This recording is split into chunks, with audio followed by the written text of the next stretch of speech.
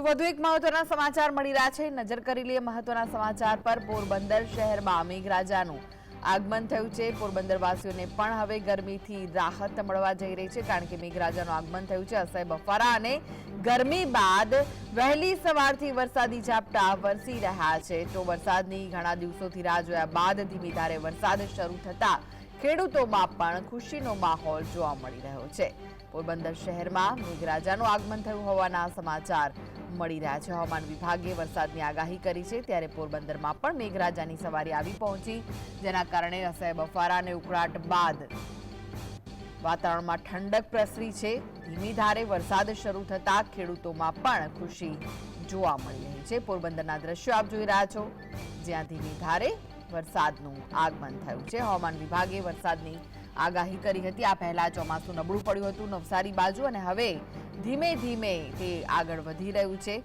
નૈઋત્યનું ચોમાસું છે, જે આ વખતે થોડું વહેલું છે, ત્યારે હવે પોરબંદર સુધી વરસાદ પહોંચ્યો છે, અને પોરબંદરમાં વરસાદ વરસતા લોકોમાં રાહત છે। લોકોને ગરમીથી છુટકારો મળવા જઈ રહ્યો છે। વાતાવરણમાં ઠંડક પ્રસરી છે, તો ખેડૂતો પણ ખુશખુશાલ જોવા મળી રહ્યા છે।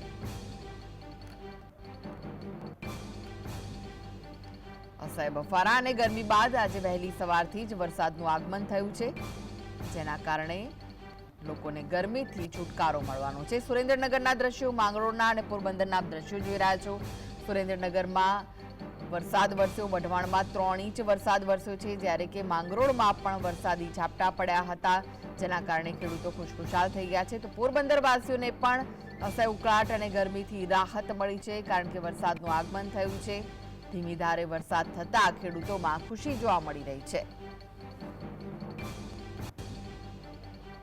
તો સુરેન્દ્રનગરના વઢવાણમાં રાત્રિ દરમિયાન 3 ઇંચ વરસાદ વરસ્યો, લખતરમાં પણ 1.5 ઇંચ વરસાદ વરસ્યો। સુરેન્દ્રનગર જિલ્લામાં ગાજવીજ સાથે વરસાદના પગલે વાતાવરણમાં ઠંડક પ્રસરી હતી, ખેડૂતોમાં પણ ખુશીની લહેર જોવા મળી।